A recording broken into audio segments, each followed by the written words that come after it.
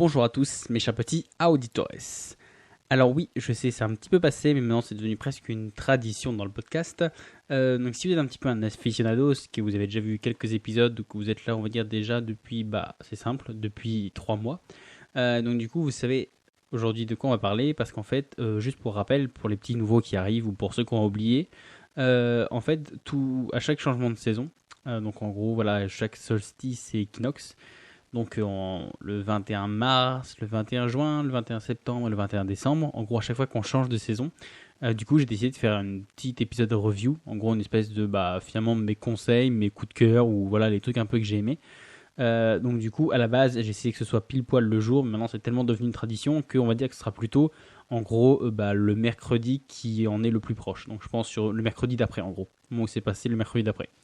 Donc là, par exemple, on est le mercredi 24 mars. Donc du coup, voilà, ça fait juste que 3 petits jours. Mais bon, vous avez compris l'idée. Alors du coup, aujourd'hui, en plus, c'est super original parce que mon PC a mis une éternité à s'allumer pour que je fasse mes notes. Et donc du coup, j'ai tout rédigé d'un point de vue papier. Et je sais pas, ça donne un côté vraiment super, pas bizarre, mais genre super instructif. En fait, il y a un côté un peu... je me sens un peu voix off. Voilà, en gros, j'ai l'impression d'avoir le texte sous les yeux avec mon petit papier et de pouvoir réciter mes trucs. Donc c'est vachement original. Je vous en ai peut-être plus. Peut-être que je creuserai ce truc-là. C'est assez original, ça me plaît bien. Alors, donc du coup, le petit review du printemps 2021. Alors, comme d'habitude, vous aurez une petite review, donc un petit conseil sur un livre, un film et un podcast. Alors, on commence tout de suite avec le livre. Donc, le livre, c'est La règle des 5 secondes de Mel Robbins, qui est sorti en 2019. Donc, ouais, c'est un bouquin assez récent. Donc j'ai reçu ça pour mon anniversaire et donc du coup c'était il y a grosso modo à peine un mois et donc du coup je l'ai dévoré. Donc du coup vous doutez que ma critique va être plutôt positive. Alors dans les points positifs, on va dire que du coup en fait le concept, je vais un peu vous spoiler le truc, mais donc du coup c'est un peu ça parce que vous allez voir en fait c'est assez bien développé. Grosso modo en fait la règle des 5 secondes, c'est quelque chose que Mel Robbins elle a développé, un truc tout con qu'elle a trouvé en plus en sortant de son lit. Qui était en gros de se dire voilà, elle n'avait pas à se saquer, elle n'avait pas à sortir de son lit. Donc du coup elle s'est dit ok, je vais mettre un petit défi, je vais compter de 5 à 0, donc de 5 à 1 en décroissant, et dès que j'arriverai à 0, hop, je vais me lever sans réfléchir et de ça et je vais décoller. Et elle s'est rendue compte que finalement en fait c'est la beauté hors du lit, et donc du coup voilà, ça lui donne l'énergie pour commencer sa journée. Et une fois qu'elle est arrivée là, elle s'est dit finalement c'est bien, mais est-ce que je pourrais l'appliquer à autre chose? Et donc du coup elle a commencé un peu à être curieuse, appliquer sur plein de choses, je sais pas, par exemple apprendre une nouvelle langue, apprendre un nouvel instrument, se lancer dans un projet ou autre. Et donc du coup en fait ça a vraiment marché du coup au point que elle s'est dit notamment écrire un livre, même 2. Elle fait des conférences TED à travers le monde, ça elle a vraiment en fait réussi à développer vraiment son idée à partir finalement d'un truc qu'elle a découvert juste un matin où elle n'avait pas à se lever quoi. Alors du coup comme point dans les points positifs, je trouve que c'est un outil qui est super original parce que moi du coup qui commence à avoir un petit pédigré de livres de développement personnel ou autre, c'est un concept que j'avais jamais entendu nulle part, même de loin. Genre tu sais, des fois ça arrive que dans certains épisodes, tu sais, on te fasse des reviews, des conseils par rapport à d'autres. Tu vois, par exemple, t'as un bouquin et il te dit tiens, tu vois, presque il s'inspire ou il cite un truc là. Et ça, je ne l'avais jamais entendu nulle part. Donc du coup, je trouve que il y a un côté vachement novateur. Après, le truc qui me plaît bien surtout, c'est que c'est un concept qui est super simple, qui est super enfantin. Genre, c'est ça, dès l'instant que tu sais compter jusqu'à 5, quasiment, c'est bon, tu peux faire le concept, quoi. Donc du coup, je trouve que le concept était vraiment simple parce qu'il y en a où, pour peu qu'en plus, ils sont un peu professeurs ou qu'ils soient statisticiens ou autre, les mecs un peu, ils te plombent avec des chiffres, avec des trucs. Ils t'assomment un peu parce que finalement, on va dire qu'ils veulent un peu... ils veulent rendre le côté un peu plus institutionnel, tu vois. Ils se disent plus ou moins, j'ai pas envie de passer pour un rigolo, du coup je vais mettre plein de chiffres, plein de stats, plein de trucs un peu compliqués, juste pour que du coup c'est l'air un peu plus crédible. Je sais, juste pour petite anecdote, ils faisaient exactement la même chose quand je faisais mes études de STAPS, au point où en fait, c'est ça, ils avaient l'impression d'être genre les petits poussés des universités et tout ça. Et donc du coup, pour compenser ça, genre ils se mettaient vraiment à mettre un truc tellement institutionnel, tellement avec des mots compliqués pour rien dire finalement au total, mais juste pour que ça ait l'air un peu plus recherché, scientifique et intelligent. Donc juste la petite pépite du jour, c'est on dit pas un ballon, on dit un objet circulaire à rebondissement aléatoire. Voilà, tu mourras moins bête. Alors, du coup, pour continuer, parce que j'ai un peu tergiversé, alors, du coup, aussi, le truc que j'aime bien, c'est que, du coup, ça aide vraiment à passer à l'action. C'est vraiment un truc qui est concret ou autre. Voilà, c'est pas un peu de la branlette intellectuelle ou autre. C'est vraiment un truc qui est concret, qui est simple, qui est facile à mettre en application. Et donc, du coup, moi, je trouve que c'est les meilleurs trucs, quoi. Comme par exemple les jeux de société, pour moi les meilleurs jeux de société, c'est en fait finalement ceux où les règles elles sont super simples, mais qu'après les possibilités elles sont infinies. Donc du coup là c'est exactement la même chose, c'est finalement un concept qui est très simple, que tu peux appliquer sur plein de choses et qui voilà s'applique surtout à l'action. Après je trouvais aussi original, c'est qu'en fait finalement c'est un livre qui permet d'avoir un combat contre la procrastination, donc le fait de tout remettre au lendemain ou de ne pas arriver à se décider ou pas arriver à se lancer, mais en fait sans jamais utiliser la motivation. Parce que le fait que justement il y ait cette espèce de compte à rebours, après pourquoi ça fait cet effet-là, elle le développe un petit peu, voilà, elle s'appuie sur des neurosciences, sur la psychologie ou autre. Donc du coup ça je vous laisse aller chercher le bouquin pour mieux creuser.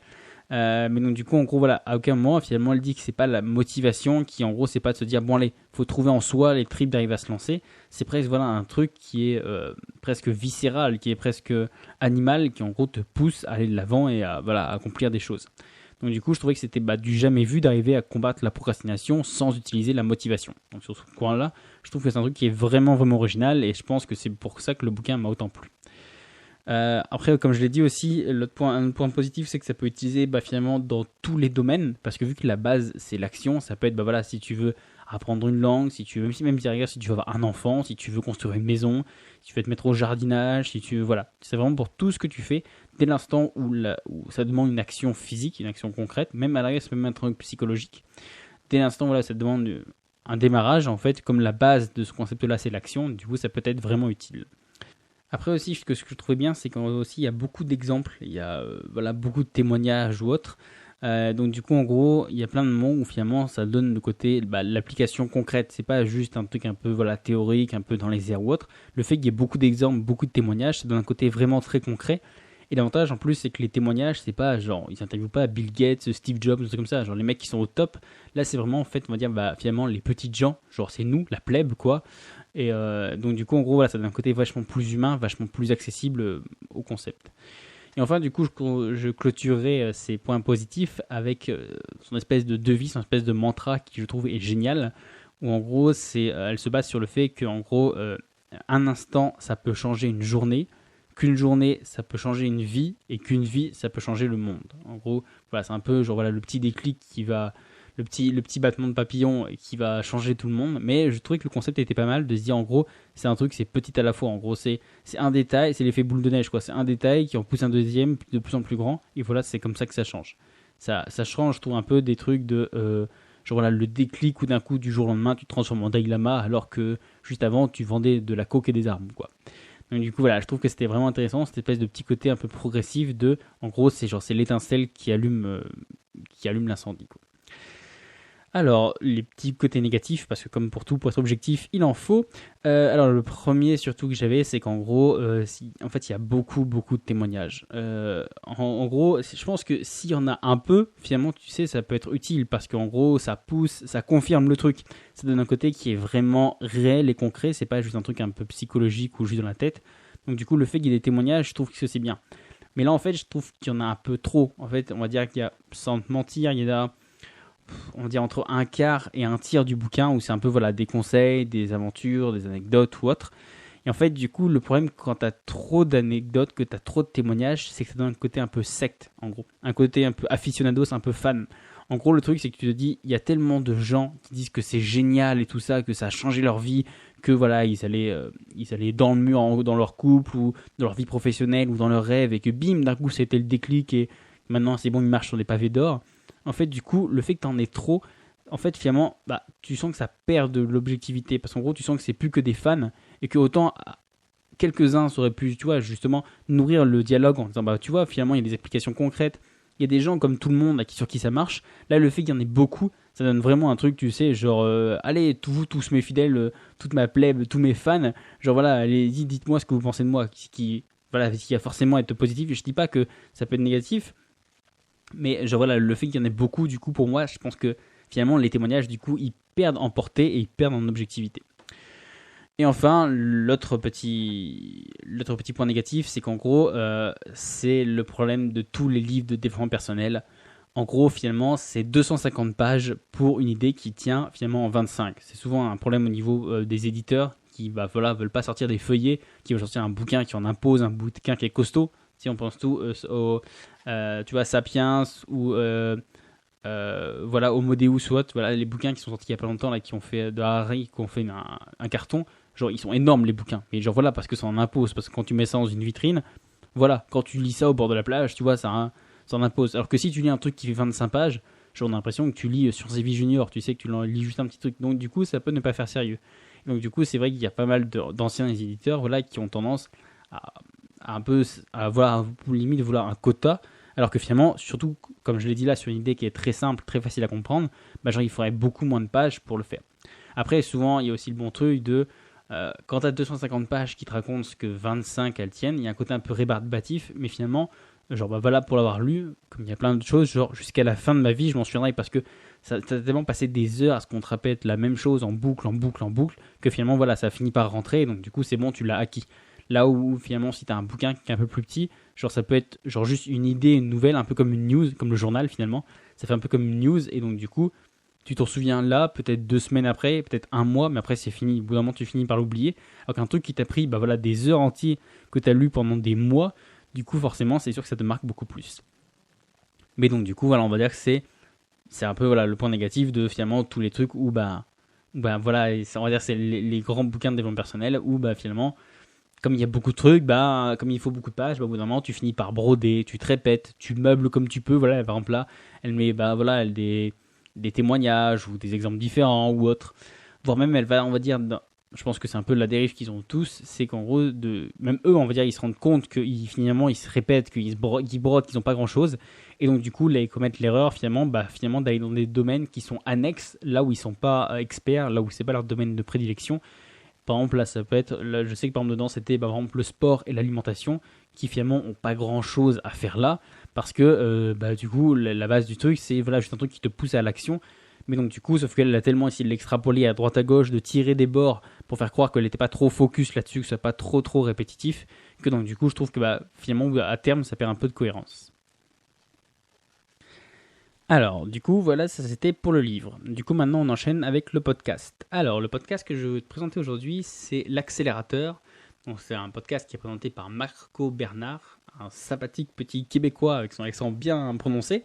Alors, c'est un podcast qui est sorti la première fois le 30 mai 2017. Donc, tu vois que ça commence un peu à dater. Et grosso modo, Marco Bernard, quand tu regardes un peu, tu grattes, en gros, il a lancé une petite vingtaine de boîtes. Donc le gars, qui connaît un petit peu l'entrepreneuriat, qui connaît un peu les ficelles. Et grosso modo, c'est lui qui a monté une des premières écoles. Donc du coup, la plus grande, puisque souvent c'est un peu ça sur le web, quand tu commences, t'es le premier, tu finis par être le plus grand.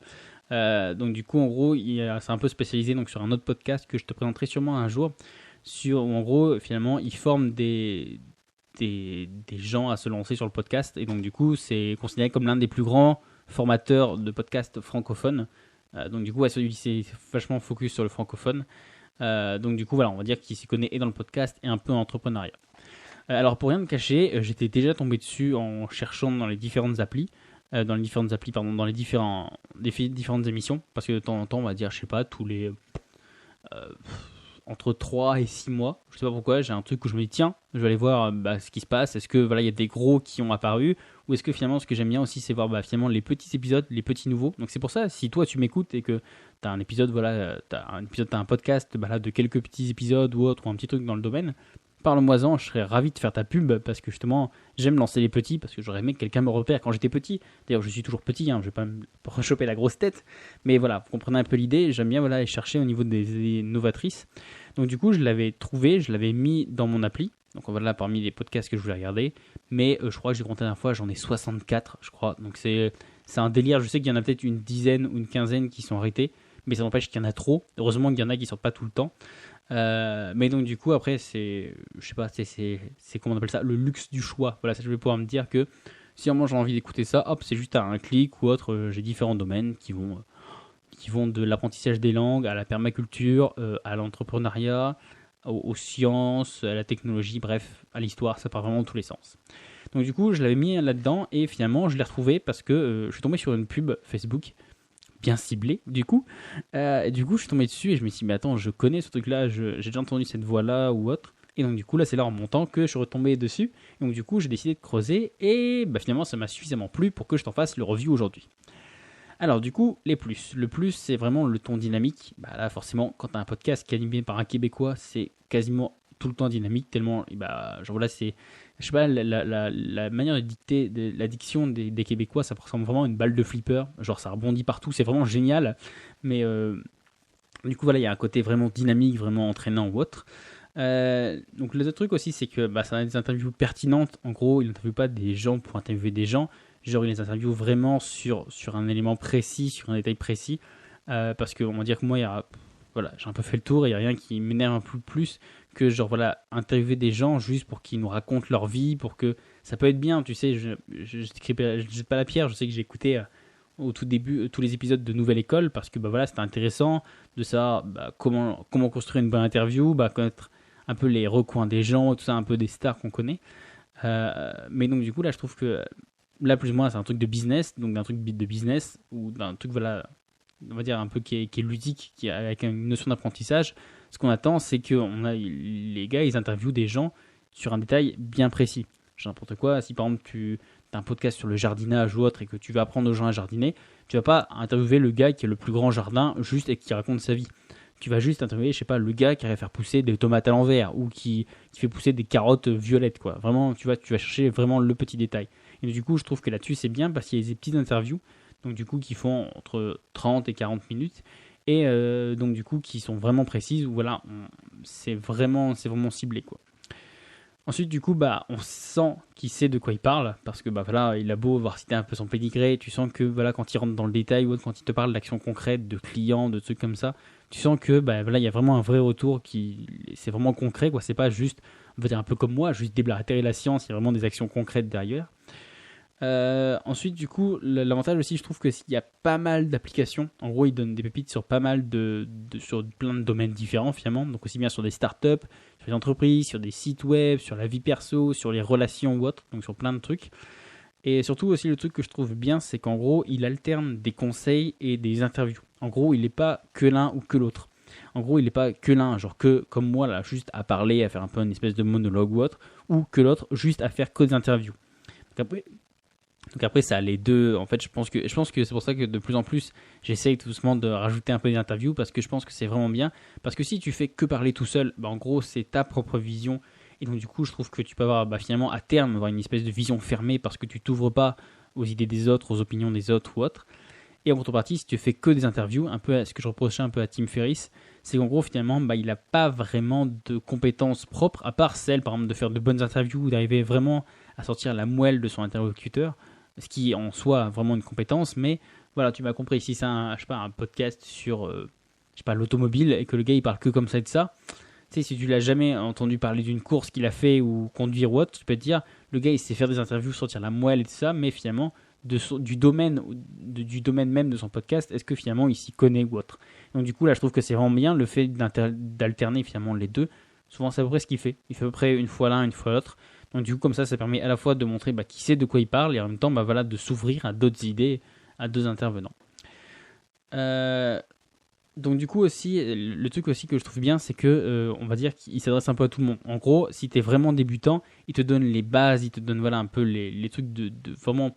Ce que j'avais peur en fait, parce que quand tu l'écoutes, c'est l'accélérateur. Donc c'est un truc où en gros, d'ailleurs c'est ce qui fait bien. En gros, il te pousse, c'est le N+1. Tu sais, genre il te passe de bon à excellent. Donc du coup, j'avais peur que ce soit un peu trop élitiste. Tu vois qu'en gros, si tu sois pas un minimum initié, tu sois complètement perdu. Et en fait, finalement, non. Je trouve qu'en fait, finalement, il alterne à la fois les deux. Enfin, il a vraiment à ménager la chèvre le chou, comme on dit. En gros, il arrive vraiment à la fois à mettre les bases pour les débutants et en même temps à mettre des trucs, voilà, vraiment des hacks ou des trucs un peu, tu vois, voilà, c'est vraiment genre le seuil de l'excellence pour voilà, ceux qui veulent gratter un peu plus. Et enfin, du coup, le dernier petit élément positif, c'est que en gros, finalement, il y a des épisodes qui sont pas trop longs, malgré le fait que les interviews, elles durent entre 30 et 40 minutes. Je trouve que voilà, c'est vraiment un bon point parce que pour l'avoir fait, quand tu fais une interview, tu as vite fait, même si tu essaies de focus exactement sur un point précis, tu as vite fait passer 45 minutes, 1 heure et demie, parce que voilà, finalement, bah, le feeling passe bien et tout ça, et t'as pas envie de briser ça. Donc du coup, je trouve que finalement, il y a des épisodes qui sont pas trop longs, et du coup, ça c'est vraiment aussi une force. Alors les petits moins, parce que désolé, il en faut quand même. Alors les moins, je trouve que bah du coup, c'est en fait finalement c'est un plus qui devient parfois un moins. C'est qu'en gros du coup, il y a des côtés où c'est un peu trop explosif. En gros, des fois tu sais, ça fait un peu trop un show à l'américaine, tu sais, avec des hey bonjour à tous, comment ça va, vous êtes prêts à défoncer le monde et tout ça. Et du coup voilà. Après c'est on aime ou on n'aime pas, mais c'est vrai que des fois ça fait voilà un peu, tu as l'impression qu'il y a même McDonald's qui va surgir sur la scène, tellement ça fait un peu un truc à l'américaine. Mais du coup après je pense que c'est aussi la touche québécoise qui fait que bah, finalement ils sont vachement collés avec toute cette culture anglophone.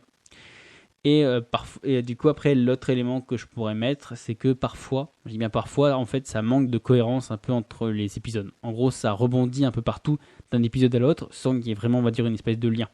Il n'y a pas, par exemple, Mathieu Desroches que je vous avais cité il y a quelques temps, où c'était par exemple sur Productif au quotidien.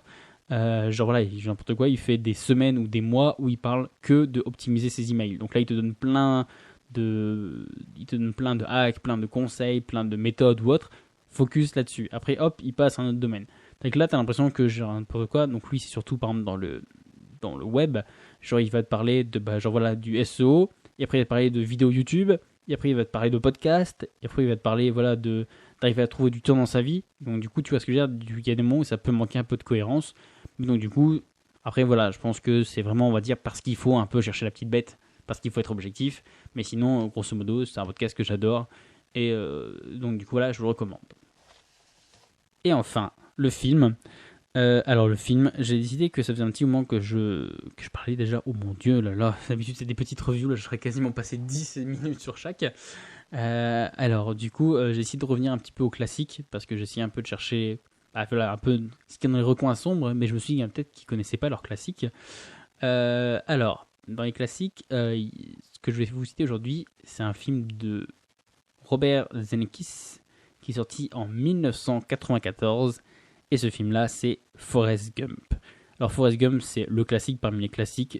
Si vous ne l'avez pas vu, c'est que tu vis sûrement, je sais pas, dans une grotte. Parce que même, tu en as tous entendu parler, même ne serait-ce que Court Forrest, on a dû te le dire au moins une fois dans ta vie. Alors juste pour rappel, c'est juste un tout petit film qui a eu 6 Oscars, dont celui de l'Oscar du meilleur film, du meilleur acteur, du meilleur scénario adapté, du meilleur réalisateur, du meilleur effet visuel et du meilleur montage. Rien que ça. Alors, juste pour te resituer un petit peu si tu n'as jamais vu, en gros, l'histoire, elle est super simple. En gros, c'est un simple d'esprit. Donc voilà, un mec qui est pas débile, qui est pas autisien, c'est juste, bah voilà, il est pas un côté péjoratif dans le sens il est limité et tout ça. C'est voilà, il est simple, c'est tout. Donc du coup, en gros, cette personne simple, elle va traverser une vie incroyable finalement en vivant simplement, en profitant des petits plaisirs de la vie, voilà, des petites embûches ou autres. Et en fait, finalement, alors, le truc aussi que je trouve qui est bien, c'est qu'en gros, il y a une double lecture. En gros, c'est-à-dire que tu as sa vie, donc voilà un peu le petit mec simple, finalement, qui vit sa vie normalement, que bah, finalement, quand il est triste, et bah, il est triste là tout de suite, que finalement, il a les soucis, que bah, il ne se pose pas de questions sur le futur ou autre, donc voilà un peu les soucis du présent. Et en fait, la double lecture, c'est que finalement, à travers sa vie simple, finalement, on traverse tout le XXe siècle et tous les éléments qui sont importants, surtout par exemple aux États-Unis. En gros, c'est vraiment la double lecture. Juste, par exemple, pour rappel, donc tu as des éléments comme la guerre du Vietnam, tu as le mouvement un peu hippie, tu as les premiers pas de l'homme avec Apollo, tu as la création d'Apple, tu as Nike quand il se met à courir. D'ailleurs, quand il court, c'est sur la route 66. Tu as aussi la création des smileys, il y a aussi des allusions au Black Panther et tout ça. Donc du coup, voilà, tu vois que tu traverses un peu tout le spectre de cette partie-là, finalement, de tout le 20e siècle, surtout au niveau des États-Unis. Alors, du coup, ça c'était un peu pour l'histoire. Alors, les plus, c'est simple, je pense que finalement, c'est juste une leçon de vie. Je pense que chaque enfant devrait l'avoir vu au moins avant ses 15 ans parce qu'en gros, il parle simplement et naïvement du monde. Et en gros, du coup, je pense que finalement, il voit le monde comme finalement le ferait un enfant parce que finalement, en gros, il s'émerveille de tout. Genre, il n'a pas le truc de dire de voir le mal quelque part ou d'arriver à avoir des moments de pensée ou autre. Genre, vraiment, il vit au moment présent. Donc, du coup, pour moi, ça, c'est le deuxième gros plus. C'est qu'en gros, c'est la grande leçon. C'est que voilà, il vit dans le moment présent. En gros, des moments, il est triste parce qu'il lui arrive un truc malheureux. Finalement, juste après, il est heureux et tout ça. Il s'émerveille ou autre parce que, En gros, il est juste dans le moment présent. En gros, il est juste en train de se dire, bah voilà, telle personne, elle m'a dit ça, du coup, bah j'étais content ou j'étais pas content ou je comprenais pas. Donc du coup, voilà, il n'est pas en train de faire toute une espèce d'analyse ou de se projeter dans le futur ou de s'inquiéter pour ce qui s'est passé avant. Juste, il vit là comme ça et donc du coup, il y a un moment, bah voilà, s'il y a des personnes qui sont autour de lui qui meurent, bah du coup, il est triste, mais après il se dit bon, bah c'est tout, la vie continue et voilà. Donc il arrive, je pense que c'est vraiment la vraie leçon de vie qu'il y a à travers le film. Et sinon, les points négatifs, parce que vraiment il faut en trouver, mais bon, il a fallu que je me gratte la tête.